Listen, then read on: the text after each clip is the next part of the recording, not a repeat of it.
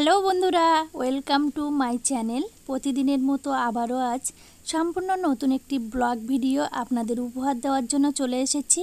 আশা করি আপনারা সকলে ভালো আছেন, সুস্থ আছেন। এখন শ্রাবণ মাস চলছে, 14ই শ্রাবণ বড় মায়ের জন্মদিন। সেই উপলক্ষে কিন্তু শ্রাবণ মাস ভোর আমরা মাতৃ সম্মেলন করছি।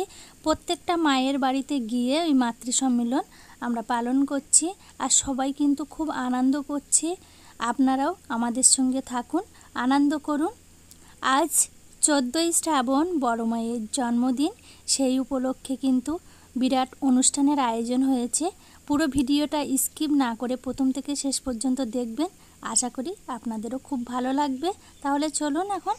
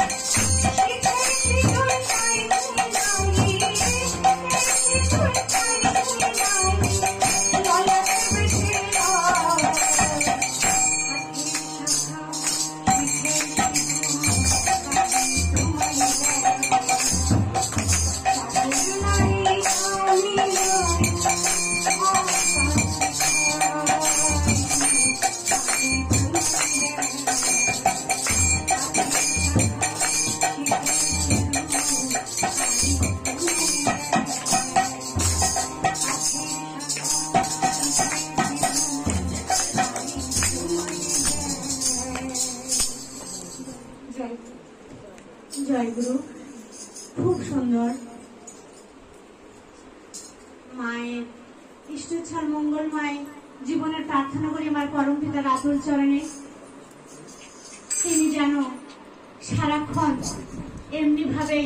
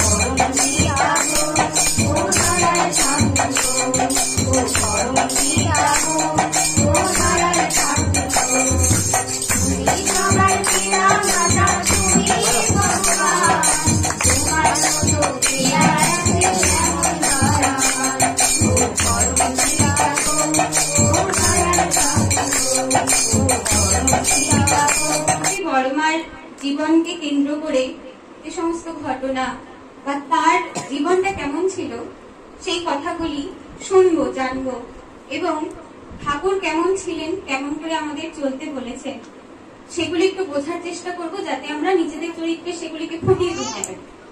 ঠাকুরকে আমরা ধরেছি কেন, এটা আমাদের সকলের কাছে একটু পরিষ্কার হয়ে থাকা দরকার। তো একবার আমাদের বর্তমান আচার্যদেব যিনি, তিনি একবার আলোচনা করছেন যে মানুষ দীক্ষা কেন নেয়। দুটো কারণে নেয়। কি কি কারণ? না, হয়তো কোনোভাবে ঠাকুরের কথা শুনে বা সেই ঠাকুরের দীক্ষিত মানুষদের সঙ্গ করে করে একজন অদীক্ষিত ব্যক্তি বা একজন অদীক্ষিত মায়ের ঠাকুরকে খুব ভালো লেগে গেল। তো সেই ভালো লাগার পরিপ্রেক্ষিতে কেউ একজন ঠাকুরের দীক্ষা নিল। আর কি হতে পারে, যে ঠাকুরকে জানলাম, তাকে ভালো লাগলো, তারপর আমি তার মতো হয়ে ওঠার চেষ্টা করব, সেই জন্য আমি ঠাকুরকে জীবনে গ্রহণ করছি। এই দুটো ধরনের মানসিকতা থাকে আমাদের মধ্যে।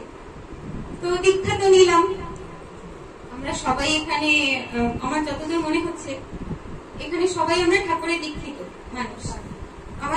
আশপাশে প্রচুর অদীক্ষিত মানুষ থাকে। তো আমাদের মুখে অনেক সময় দেখা যায় এখানে কিন্তু আমরা সংসারের মধ্যে থেকে শ্রী ঠাকুর সেটাই আমাদেরকে শেখাতে এসেছেন। তো এই সংসারই আমাদের কাছে স্বর্গ হয়ে উঠতে পারে। আমরা বেশিরভাগ মানুষরাই ভাবি কি ভগবান আকাশে থাকেন, আমি পূজা দিতে গেলাম, 1 কিলো বাতাসা দেবো, আমার ছেলে চাকরি করে দাও, আমার ছেলেটার মেয়েটার বিয়ে দিয়ে দাও, জামাই যেন বিশাল বড় লোক হয়, কিংবা আমার যেন একটা জমি বাড়ি গাড়ি হয়। এবং সর্বশেষে যেটা বলবো, আমাদের পিয়ালিতে একটা স্থায়ী মন্দির প্রতিষ্ঠার কাজ চলছে। আপনাদের সকলের কাছে আমার বিনীত অনুরোধ রইল যে শ্রী শ্রী ঠাকুরের সেই যে বাণীটা আছে না, যে ঈশ্বরেরই ডাক আছে কার কাজে তোর সঙ্গতি, যোগান দিয়ে ধন্য হাতুই গলিত দুর্গতি।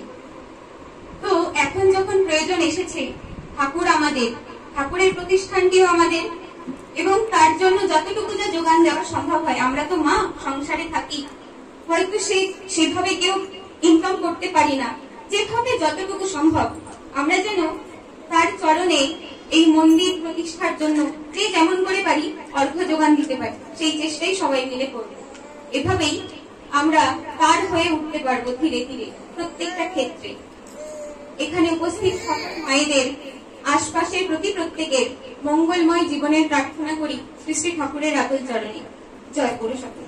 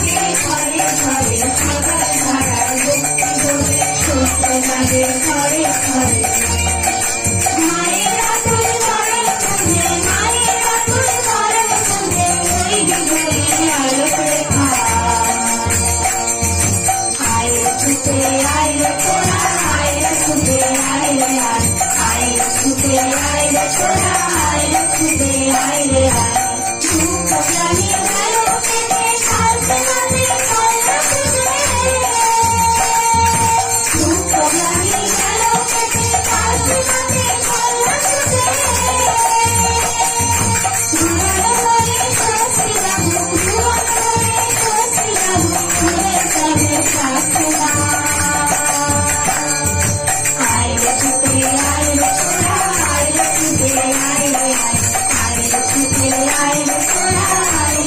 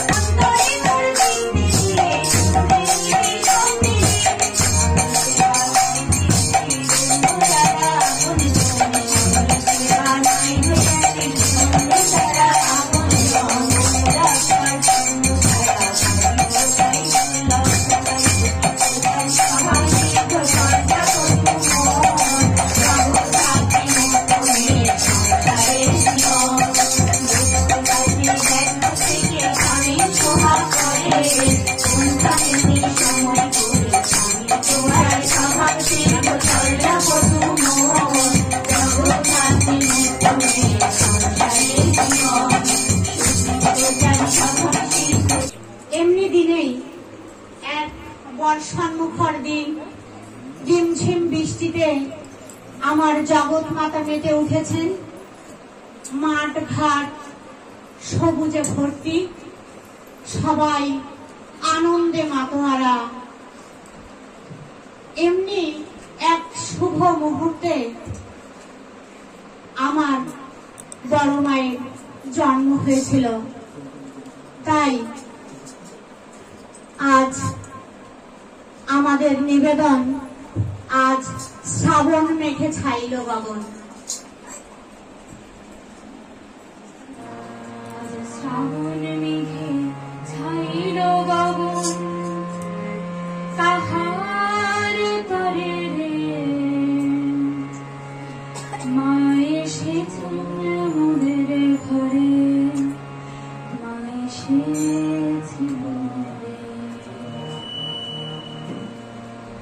আজ শ্রাবণ মেঘে ছাইল গগন, কাহার তরে রে মা এসেছেন মোদের ঘরে, মা এসেছেন। আজ শ্রাবণ মেঘে ছাইল গগন, কাহার তরে রে মা এসেছেন মোদের ঘরে, মা এসেছেন। মা এসেছেন, মা এসেছেন, মা এসেছেন রে, মা এসেছেন মোদের ঘরে, মা এসেছেন। আজ শ্রাবণ মেঘে ছাইল গগন, কাহার তরে রে মা এসেছেন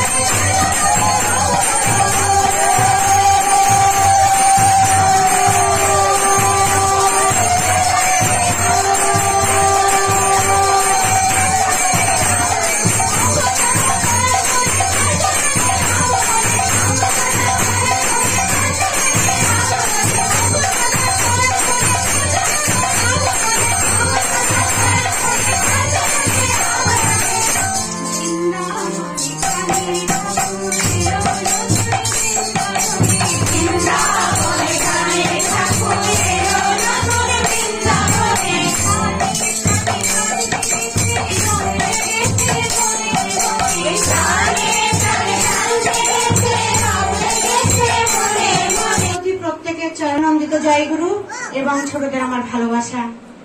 আমরা সবাই আজকে ব্রতী হয়েছি। আপনারা সবাই শুনলেন আজকে আমার বড় মায়ের জন্মদিন। তো মায়ের পূজায় আমরা আজকে সকলে ব্রতী হয়েছি। আমরা সবাই উপনীত হয়েছি পিয়ালি উপাসনা কেন্দ্রে। তো আপনারা সবাই জানেন ঠাকুর একটা জায়গায় বলেছিলেন, আমার অনিন্দিতা মা, আমার যমুনা মা হয়তো বলছিলেন যে ঠাকুর যদি নারী দেহ নিয়ে আসতেন তবে যেটা হতো সেটাই হচ্ছেন আমার বড় মা। তো বড় মার সারাটা জীবন ছিল ঠাকুরকে নিয়ে। ঠাকুরকে ধীরে ধীরেই তিনি সারাক্ষণ জীবনের সবটুকু তিনি উজাড় করে দিয়ে ঠাকুরকে তিনি ভালোবেসেছেন। তিনি সংসারে এসে দেখিয়েছেন কি করে আমাদের স্বামী ভক্তি করতে হয়। আমরা ঠাকুরকে ধরে, বড় মাকে ধরে আমরা শিখেছি যে আমরা কিভাবে আমাদের জীবনে আমরা স্বামীকে প্রতি পরম গুরু বলে মানব। বড় মা আমাদের কিন্তু এটা শিখিয়ে গেছেন। ঠাকুর যখন যেমন ভাবে যেটা বলতেন বড় মা সেটাই তৎক্ষণাৎ তার জীবন দিয়ে প্রতিপালন করার চেষ্টা করতেন। একবার ঠাকুর বড় মাকে বললেন যে আমার ভীষণ ওই যে কাঁঠালের দানার বড়া খেতে ইচ্ছা করছে। বড় মাকে বলার প্রথমেই ঠাকুর কি বলবেন বুঝতে পারছে না। বড় মা কি বলেন বুঝতে পারছে না। তো প্রথমে ঠাকুরের পাশাপাশি যারা ছিলেন তাদেরকে বললেন একটু বড় বউকে বলিস তো যে আমি কাঁঠালের বিচির বড়া খাবো। ওনারা যে যখন বললেন তখন বড় মা বললেন, না, ঠাকুরের পেটটা আজকে ভালো নেই, ওটা করা যাবে না, ঠাকুরকে খেতে দেওয়া যাবে না। বড়দা কিছুক্ষণ বাদে যখন ঠাকুরের সামনে এলেন তখন ঠাকুর বললেন, বড় খোকা, আজকে না আমার ভীষণ কাঁঠালের বিচির বড়া খেতে ইচ্ছা করছে, একবার তোমার মাকে গিয়ে বলো না। বড়দা তৎক্ষণাৎ বড় মাকে গিয়ে বললেন যে মা, ঠাকুর বলছেন যে আজকে ওনার ভীষণ কাঁঠালের দানার বড়া খেতে ইচ্ছা করছে। বড় মা বললেন, না, আজকে তোমার বাবার শরীরটা ভালো নেই, পেটের অবস্থাটা খুব একটা ভালো না, তাই আজকে করা যাবে না, অন্যদিন করব। ঠাকুরকে এক মা ভালোবেসে একটা কিছু খেতে দিতে চাইলে ঠাকুর বলতেন, বড় বউয়ের কাছ থেকে শুনে আয়, আমার পেটের পরিমাপ জানে বড় বউ, আমি কখন কি খাবো, কখন কি পরবো, কখন ঘুমাবো, কখন কি করব সব বলে দেবে বড় বউ। এতটাই মিল, এতটাই ভালোবাসা, এতটাই আন্তরিকতা ঠাকুর আর বড় মার মধ্যে ছিল। আমরা আমাদের জীবনে যদি সেটাকে বাস্তবায়িত করতে না পারি তাহলে আমাদের এই মাতৃ সম্মেলন করা বৃথা। আমাদের চলন চরিত্র পরণ পরিচ্ছদ এমনই হওয়া উচিত বড় মায়ের মতো, যেন রাস্তা দিয়ে হেঁটে গেলে মানুষের মনে শ্রদ্ধা হয়, সবাই যেন মা সম্বোধন করে, তবেই আমাদের মাতৃত্বের সার্থকতা। নতুবা এই ছোট ছোট জামা প্যান্ট পরে রাস্তা দিয়ে যখন আমরা হাঁটি, সবাই যখন আমাদের বিদ্রুপ করে, তাতে কিন্তু আমাদের মাতৃত্বের অবমাননাই হয়। আমাদের প্রার্থনার সময় আগত, আমি আর বিশেষ আলোচনা করব না। সকলের ইষ্টচ্ছল মঙ্গলময় জীবনের প্রার্থনা করে আমার পরম পিতার আতুল চরণে সবাই ভালো থাকবেন, ঠাকুরকে মাথায় নিয়ে চলবেন, আনন্দে থাকবেন। জয়। শ্রাবণের লাস্ট দিন একটু তাড়াতাড়ি শুরু করবো, সবার গান। পূজা সামনে সামনে সামনে এসো।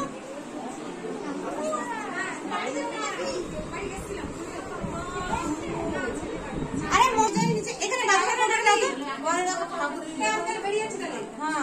বন্দে পুরুষোত্তমম বন্দে পুরুষোত্তমম বন্দে পুরুষোত্তমম। পরম প্রেমময় শ্রী ঠাকুর অনুকূল চন্দ্র জি কি জয়। পরম প্রেমময় শ্রী ঠাকুর অনুকূল চন্দ্র জি কি জয়। পরম প্রেমময় শ্রী ঠাকুর অনুকূল চন্দ্র জি কি জয়। পরমারাধ্য জগজ্জননী জয়। পরমারাধ্য জগৎ জননী শ্রী বড় মা কি জয়। পরমারাধ্য জগৎ জননী শ্রী বড় মা কি জয়। পরম পূজ্য পাদ শ্রী বর্দা কি জয়। পরম পূজ্য পাদ শ্রী বর্দা কি জয়। পরম পূজ্য পাদ শ্রী বর্দা কি জয়। পরম পূজ্য পাদ শ্রী আচার্য দেব কি জয়। পরম পূজ্য পাদ শ্রী আচার্য দেব কি জয়। পরম পূজ্য পাদ শ্রী আচার্য দেব কি জয়। বন্দে পুরুষোত্তম বন্দে পুরুষোত্তম বন্দে পুরুষোত্তম বন্দে পুরুষোত্তম বন্দে পুরুষোত্তম বন্দে পুরুষোত্তম বড় মার 131তম জন্মদিন কি জয়। শুভ শ্রাবণ মাস কি জয়।